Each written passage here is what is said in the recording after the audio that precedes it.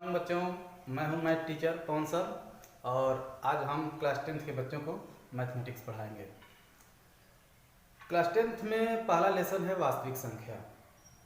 तो बच्चे लोग थोड़ा सा ध्यान से सुनेंगे। जैसा कि पिछले क्लासों में पढ़े हैं, कक्षा 6 में पढ़े हैं प्राकृतिक संख्या, पूर्ण संख्या, कक्षा 7 और 8 में पढ़े हैं परिमेय संख्या और 9 में पढ़े हैं परिमेय संख्या और अपरिमेय संख्या। जैसे जैसे क्लास बढ़ता जा रहा है उसी तरह से नई नई संख्याएं आती जा रही हैं।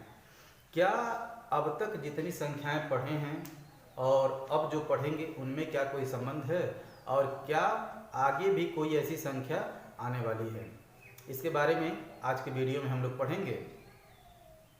और थोड़ा सा जानकारी हम लोग कुछ महत्वपूर्ण बिंदुओं के बारे में लेंगे और यूक्लिड का डिवीजन एल्गोरिथम पढ़ेंगे आज के वीडियो में हम लोग। तो आगे देखें इन संख्याओं का आपस में संबंध। क्लास 6 में पढ़े थे हम लोग प्राकृतिक संख्या। प्राकृतिक संख्या का मतलब होता है गिनती करने वाली संख्याएं। ऐसी संख्याएं जिनकी सहायता से हम लोग गिनती करते हैं उनको प्राकृतिक संख्या कहा जाता है। प्राकृतिक संख्याओं को धनात्मक पूर्णांक भी कहा जाता है। अब उसके बाद पढ़े थे पूर्ण संख्या। प्राकृतिक संख्याओं के साथ शून्य को सम्मिलित करने पर जो संख्याएं प्राप्त होती हैं उन्हें पूर्ण संख्याएं कहते हैं। जैसे इनके लिए लिख सकते हैं 0, 1, 2, 3, 4, 5। अब प्राकृतिक संख्याओं को धनात्मक पूर्णांक कह दिए तो धनात्मक पूर्णांकों के पहले यदि ऋण चिन्ह लगा दिया जाए तब हमें जो पूर्णांक मिलते हैं उनको ऋणात्मक पूर्णांक कहते हैं। ऋणात्मक पूर्णांक, धनात्मक पूर्णांक और शून्य का संग्रह होता है पूर्णांक। अब पूर्णांक शब्द आए इसका मतलब है ऐसी संख्याएं जो पूरी हों, 1, 2, 3, 4, 5, 6, 0, -1, -2, -3। इसमें दशमलव वाली संख्याएं नहीं होनी चाहिए, यानी कि ऐसी संख्याएं जिनमें दशमलव नहीं होनी चाहिए। अब इसके बाद से पूर्णांक आया तो इसके संगत अपूर्णांक भी होता है। अपूर्णांक में भिन्नात्मक संख्याएं जो होती हैं अपूर्णांक संख्याएं होती हैं। जैसे देखिए यहाँ पर लिखा गया है -1/2, 1/3, 1/5, 1/7। पूर्णांक और अपूर्णांक का संयुक्त संग्रह परिमेय संख्या कहलाता है। परिमेय संख्या और इसी के साथ अपरिमेय संख्या। देखिए नीचे से पढ़ते जा रहे हैं तो पूर्णांक आया तो उसका उल्टा अपूर्णांक, अब परिमेय आया तो अब उसका अपरिमेय। तो परिमेय संख्याएं, अपरिमेय संख्याएं, इतनी संख्याएं, पूर्ण संख्याएं, ऋणात्मक पूर्णांक और अपूर्णांक का संग्रह परिमेय संख्या हो जाएगा। परिमेय संख्याओं के लिए परिभाषा दिया जाता है ऐसी संख्याएं जिन्हें P/Q के रूप में लिखा जा सके और जहां Q 0 के बराबर नहीं है। तो ऐसी संख्याएं जिन्हें P/Q के रूप में लिखा जाएगा और Q 0 के बराबर नहीं है उन्हें परिमेय संख्या कहेंगे, और ऐसी संख्याएं जिन्हें P/Q के रूप में प्रदर्शित नहीं किया जा सकता है उनको अपरिमेय संख्या कहा जाता है। इसका परिभाषा दो तरह से और छोटे क्लास में पढ़ाया गया था, क्लास 9 में पढ़ाया गया था। क्या? ऐसी करड़ी युक्त संख्याएं जिनको सॉल्व करने पर करड़ी पूर्णतया समाप्त नहीं होती है उन्हें अपरिमेय संख्या कहा जाता है। इसके साथ ही साथ यह भी बताया गया होगा दशमलव प्रसार वाली ऐसी संख्याएं जिनके दशमलव प्रसार में अंकों का अनियमित क्रम में आवृत्ति होता है उन्हें अपरिमेय संख्याएं कहते हैं। जैसे करड़ी 2, करड़ी 3, करड़ी 5, करड़ी 7, करड़ी में 11, करड़ी में 13। यानी कि अपरिमेय संख्या उसे ही कहेंगे कोई भी करड़ी वाली, ऐसी करड़ी वाली, किसी भी प्रकार की करड़ी वाली संख्या है जिसको हल करने पर करड़ी पूर्णतया समाप्त नहीं होती है, उसको कहते हैं अपरिमेय संख्या। अब परिमेय और अपरिमेय का संग्रह वास्तविक संख्या कहलाएगा। तो इस चैप्टर में हमको वास्तविक संख्या ही पढ़ना है। तो वास्तविक संख्या के अंतर्गत इतनी ढेर सारी संख्याएं हो जाएंगी। अब जब क्लास 10th का थर्ड लेसन पढ़ाया जाएगा तो उसमें एक टॉपिक में आएगा अवास्तविक संख्याएं। अब वो यहाँ पर जरूरी है थोड़ा सा इसलिए बता दे रहे हैं। अवास्तविक संख्या का मतलब क्या होता है? किसी भी करड़ी के अंदर ऐसी ऋणात्मक संख्याएं जिन्हें सॉल्व करने पर करड़ी पूर्णतया समाप्त नहीं होता है या माइनस वाला चिन्ह करड़ी से पूर्णतया बाहर नहीं आता है, उन्हें अवास्तविक संख्याएं कहते हैं। तो वास्तविक संख्या और अवास्तविक संख्या का जो संग्रह होगा वह संख्या कहलाएगा। अब इसके बाद से किसी अन्य प्रकार की संख्याएं नहीं आएंगी। अब इस वीडियो को ध्यान से पढ़ेंगे और ये जो चार्ट पर लिखा गया है उसको दिमाग में बैठा लेंगे। अब यह अवास्तविक संख्या क्लास 10th के थर्ड लेसन में थोड़ा सा पढ़ेंगे और जब फर्स्ट ईयर में जाएंगे तो बहुत ज़्यादा पढ़ेंगे। इसको ध्यान से पढ़ेंगे और ध्यान से समझने का प्रयास करेंगे। यूक्लिड की विभाजन प्रमेय क्या, यह जो छोटे क्लास में मौसम ज्ञात किए हैं आप लोग, उसी तरह का यह है। मौसम पर यह आधारित प्रमेय क्या है, कोई भी दो धनात्मक पूर्णांक ले लीजिए ए और बी, कोई दो धनात्मक पूर्णांक लेना ए और बी, जहां पर ए बड़ा है और बी छोटा है, तब इसके लिए बी से भाग देना है ए में, यानी कि हमको बी से भाग देना है ए में। तो जब बी से भाग देंगे तो कुछ भागफल आएगा, कुछ शेषफल आएगा। इसी पर आधारित यह प्रमेय है कि धनात्मक पूर्णांक ए और बी के लिए जहां A is greater than B के लिए क्यू और आर अवश्य प्राप्त होंगे कि A is equal to B Q plus R. A को बोला जाता है भाज्य, बी को बोला जाता है भाजक, क्यू को बोला जाता है भागफल और आर को बोला जाता है शेषफल। जहां पर आर का वैल्यू 0 के बराबर या 0 से बड़ा और बी से छोटा होता है। इसको आसानी से समझने के लिए लिखा जाता है r बराबर 0 1 2 3 dash dash dash b minus 1, यानी कि हम जब b से भाग देंगे a में तो भागफल आएगा और शेषफल आएगा। यहाँ पर हमको शेषफल से ज़्यादा मतलब है, तो शेषफल से ज़्यादा मतलब है तो कैसे शेषफल प्राप्त होगा। जैसे मान लीजिए 3 से भाग दिया गया 5 में, तो 3 से 5 में भाग दिया जाएगा तो शेषफल भागफल 1 आएगा और शेषफल 2 आ जाएगा। अब यहाँ पर थोड़ा सा आप लोगों के लिए होमवर्क भी है कि आप लोग क्या करेंगे। हम यहाँ पर 3 से 5 में भाग दिए हैं तो शेषफल 2 आ गया है। अब हम यह कह रहे हैं कि 3 से भाग देने पर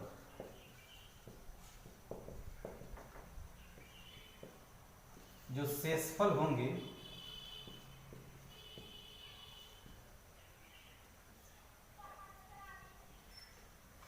तीन से किसी भी संख्या में भाग दिया जाएगा, कोई भी संख्या ले लें तो शेषफल 0 आएगा, 1 आएगा और 2 आएगा। तो प्यारे बच्चों, आप लोग क्या करेंगे, आप लोगों का आज का यह होमवर्क है कि आप लोग 3 से भिन्न भिन्न संख्याएं लेकर के भाग देंगे और देखेंगे कि शेषफल क्या क्या आ रहा है। तो शेषफल 0 1 2 आएगा। अब इतना आप लोग पढ़ करके तैयार करेंगे। अब आज मैं आप लोगों को एक्सरसाइज नंबर 1.1 पढ़ाऊंगा और उसमें कुछ प्रयोग होने वाले महत्वपूर्ण बिंदुओं को पढ़ाऊंगा। तो पहले महत्वपूर्ण बिंदु पढ़ेंगे, इसके बाद से एक्सरसाइज को सॉल्व करेंगे जिससे हमको कुछ सवाल को लगाने में हेल्प आएगा। तो पहला महत्वपूर्ण बिंदु यह है, दो सम संख्याओं को जब जोड़ेंगे तो उसका जो रिजल्टेंट आएगा सम संख्या ही आएगा। कोई भी दो सम संख्याएं ले लीजिए और उनको जोड़िए।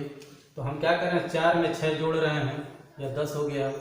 10 में 12 जोड़ेंगे, दोनों सम संख्याएं हैं, या 22 हो जाएगा, यह भी सम संख्या प्राप्त हो रहा है। इसी प्रकार जब सम संख्या में विषम संख्या जोड़ेंगे तो यह एक विषम संख्या प्राप्त हो जाएगा। तो देख लीजिए, 5 में हम जोड़ रहे हैं 8, 5 विषम संख्या है और 8 सम संख्या है, तो 5 घन 8 बराबर हो जाएगा 13 और यह एक विषम संख्या है। और तीसरा महत्वपूर्ण बिंदु यह है, विषम संख्या में जब विषम संख्या को जोड़ेंगे तो जो रिजल्टेंट आएगा वह सम संख्या आएगा। तो जरा देखें, एक विषम संख्या ले लिया 9 और दूसरा विषम संख्या ले लिया 7, तो 9 में 7 जोड़ेंगे तो 16 आएगा। किसी कोई भी विषम संख्या बनाना रहेगा तो सम संख्या में एक जोड़ देते हैं, तो 2m सम संख्या और इसमें एक जोड़ दिया तो यह एक विषम संख्या हो जाएगा। अब इन सब महत्वपूर्ण बिंदु का उपयोग आगे वाले एक्सरसाइज में क्वेश्चन नंबर 2 और उसके बाद वाले सवाल को सॉल्व करने में हम लोग और बता देते हैं। यूक्लिड का विभाजन एल्गोरिथम यह कहता है कि दो धनात्मक पूर्णांक a और b इस प्रकार हैं कि a is greater then b, यानी कि a बड़ा है और b छोटा है, तब इसके लिए दो अन्य पूर्णांक q और r इनके लिए एग्जिस्ट करेंगे। a is equal to B Q plus r, जहाँ पर a को भाज्य कहा गया था, b को भाजक कहा गया था, q को भागफल और r को शेषफल। तो यहाँ पर दो संख्याएं दी गई रहेंगी, तो एक संख्या बड़ी और एक संख्या छोटी रहेगी। तो छोटी संख्या बड़ी संख्या को a मानेंगे और छोटी संख्या को b मानेंगे और b से a में भाग देंगे और भाग के प्रत्येक स्टेप को, यानी कि हम लोग भाग विधि से मौसम निकालेंगे और प्रत्येक स्टेप को a बराबर बी क्यू प्लस आर के रूप में लिखेंगे। तब यहाँ से पहला वाला सवाल में 135 और 225, तो देख रहे हैं कि 135 छोटा है और 225 बड़ा है, तो यहाँ पर a बराबर हो जाएगा 225 और b बराबर हो जाएगा 135। अब इसके लिए क्या करेंगे, लेफ्ट साइड में भाग विधि से मोशन निकालेंगे और उसी को ये बराबर राइट साइड में भाग देंगे और लेफ्ट साइड में इसको लिखेंगे यूक्लिड के विभाजन एल्गोरिथम के प्रयोग से। तो 135 से भाग देंगे 225 में, एक बार भाग जाएगा, घटाएंगे 0 और 12 में से 3 जाएगा 9। अब एक स्टेप हो गया। अब इसको a बराबर bq प्लस r के रूप में लिखेंगे, तो यहाँ पर हो जाएगा 225 बराबर 135 गुणे 1 प्लस 90। अब दूसरे स्टेप के लिए भाग देंगे, तो यह भाजक हो जाएगा और यह भाज्य हो जाएगा 135, एक बार भाग जाएगा 90, घटाएंगे 5 में 0 जाएगा 5 और 13 में से 9 जाएगा 4। अब दूसरे वाले स्टेप को भी लिखेंगे, यहाँ पर a बराबर 135 b बराबर 90, तो 135 बराबर 90 गुणे 1 प्लस 45, फिर से भाग देंगे, 45 से भाग देंगे 90 में, 2 बार भाग जाएगा और यहाँ पर शेषफल 0 आ जाएगा। अब यहाँ पर a बराबर 90 और b बराबर 45, तो 90 बराबर 45 गुणे 2 प्लस 0। इस भाग विधि में से मौसा निकालने में यह कहा जाता है कि जिस भाजक के लिए शेषफल 0 आता है वही मौसा होता है। यहाँ से मौसा बराबर 45 हो जाएगा। और यूक्लिड के विभाजन प्रमेयिका के लिए यह कहा जाता है जिस b के जिस मान के लिए शेष r बराबर 0 होता है, शेषफल 0 होता है, उसी को HCF कहा जाता है। इसलिए यहाँ से HCF बराबर हो जाएगा 45। अब प्यारे बच्चों क्या करेंगे, दूसरा क्वेश्चन और तीसरा क्वेश्चन आप लोगों का होमवर्क है, इसको लगा करके आप लोग दिखाएंगे।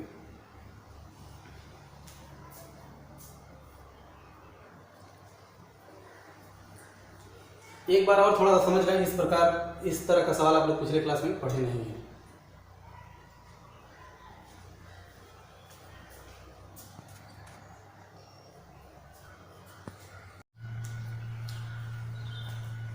अब एक्सरसाइज नंबर 1.1 का तीसरा सवाल है, किसी परेड में 616 सदस्यों वाली एक सेना की टुकड़ी को 32 सदस्यों वाली एक आर्मी बैंड के पीछे मार्च करना है। दोनों समूहों को समान संख्या वाले स्तंभों में मार्च करना है। उन स्तंभों की अधिकतम संख्या क्या होगी जिसमें वे मार्च करेंगे।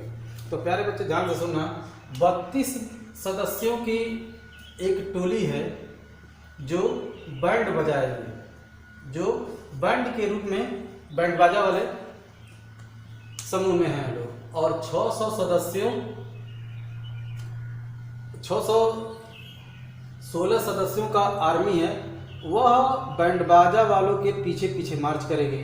तो कह रहा है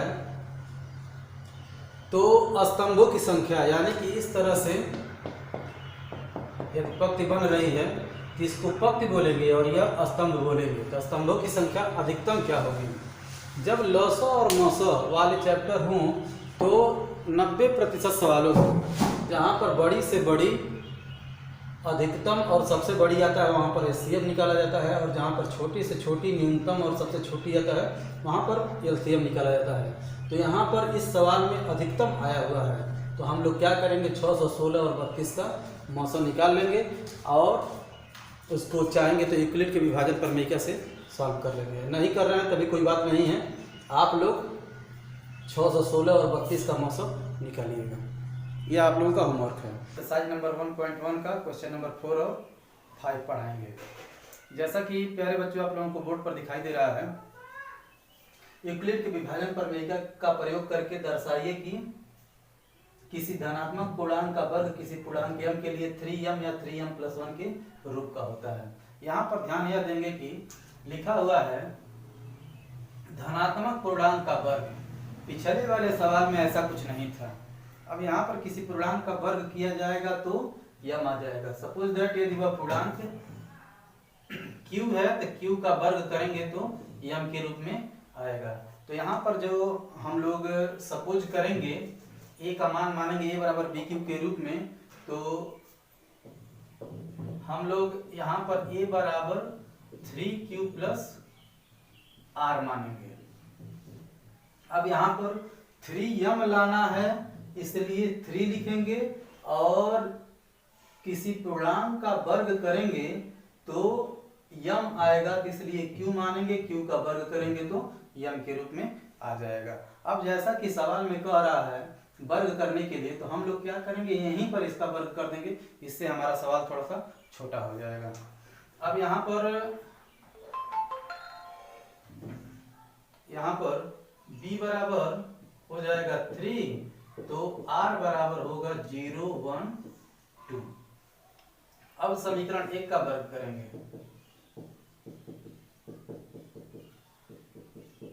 समीकरण 1 का वर्ग करके देखना क्या होगा। लेफ्ट साइड में a स्क्वायर हो जाएगा और राइट साइड में 3q प्लस r का होल स्क्वायर। तो तोड़ेंगे तो यह हो जाएगा 9q square plus 6qr plus r square. इसको समीकरण 2 मान लेंगे। अब यहाँ पर r का वैल्यू केयरफुली सॉल्व करेंगे, रखेंगे और सॉल्व करेंगे तो हमें जो आंसर चाहिए वह मिल जाएगा। अब समीकरण 2 में r बराबर 0 रखने पर, r बराबर 0 रखेंगे तो क्या होगा, a square is equal to, यहाँ पर मान रखेंगे 9q square plus 6q into 0 plus 0, तो यह हो जाएगा a square is equal to 9q square plus 0। हमको 3m के रूप में लाना है, तो यहाँ से 3 कॉमन लेंगे, 3 इंटू 3q स्क्वायर और 3q स्क्वायर के जगह पर m लिखेंगे, चूंकि m is equal to 3q square. अब क्या करेंगे, समीकरण 2 में r बराबर 1 रखेंगे। r बराबर 1 रखेंगे तो देखना क्या आ रहा है, तो a square is equal to 9q square plus 6q into 1 plus 1 का स्क्वायर। तो देख रहे हैं 1 का स्क्वायर 1 नहीं होगा, यहाँ से 3 हम कॉमन लेंगे क्योंकि हमको 3m लाना है, तो यहाँ से 3 हम कॉमन लें, तो 3 कॉमन लेंगे तो बचेगा 3q स्क्वायर प्लस 2q। केवल 3 भर कॉमन लेंगे, ज्यादा कॉमन नहीं लेंगे। अब यहाँ से 3, यहाँ से हो जाएगा m प्लस 1, और जो 3 का गुणांक आएगा उसको m लिख देंगे, लिखेंगे चूंकि m इज इक्वल टू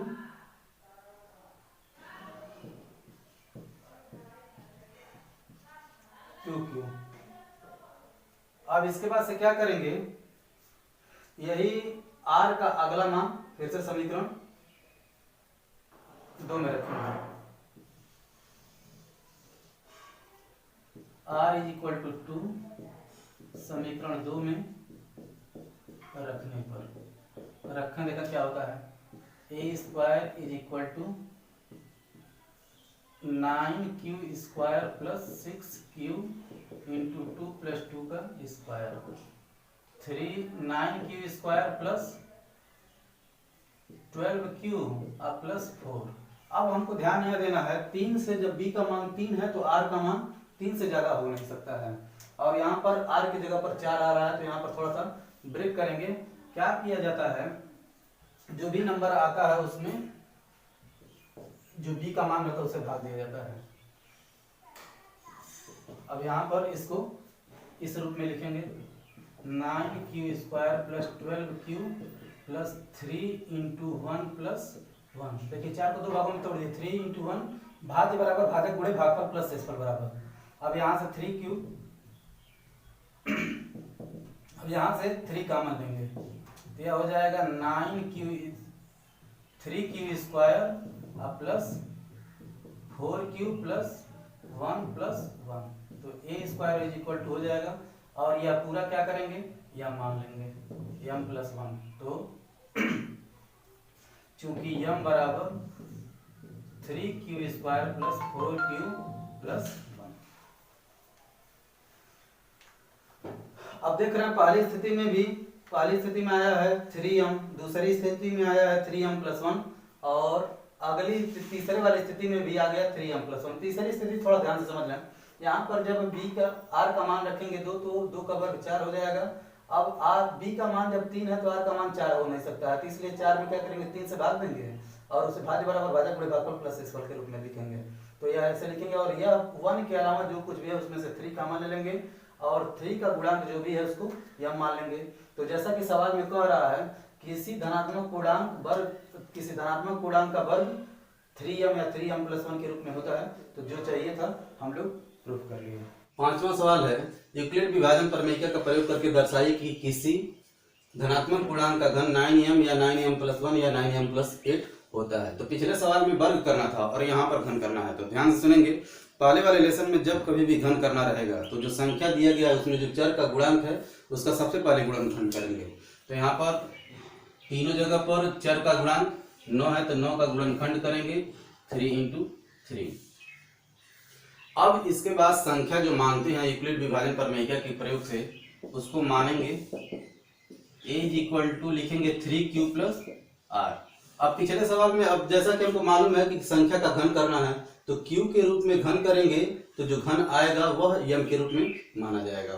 अब यहाँ पर तो यहाँ से b बराबर 3 हो जाएगा और r बराबर हो जाएगा 0 1 2। अब यदि हम लोग क्या करते 9q + r मानते तो r = हो जाता 0 1 2 3 4 5 6 7 8। इतनी ढेर सारी वैल्यू होती यानी कि 9 वैल्यू होती और यहाँ पर 9 बार मान रखना पड़ता और रिजल्टेंट इतना ही आता। तो ध्यान रखेंगे जब घन करना रहेगा तो संख्या में जो चर का गुणांक रहेगा पहले उसका गुणनखंड करेंगे और जितने समान गुणनखंड आएंगे उसमें से एक गुणनखंड लिया जाएगा। और भी ढेर सारे गुणनखंड रहते हैं तो समान गुणनखंड को ले लिया जाता है। अब क्या करेंगे पिछले सवाल में वर्ग किए थे, यहाँ पर समीकरण 1 का घन कर देंगे। समीकरण 1 का घन करने पर तो यह हो जाएगा a³ 3q + r का होल क्यूब। अब क्या करेंगे राइट साइड में a + b का होल क्यूब का फार्मूला लगा देंगे।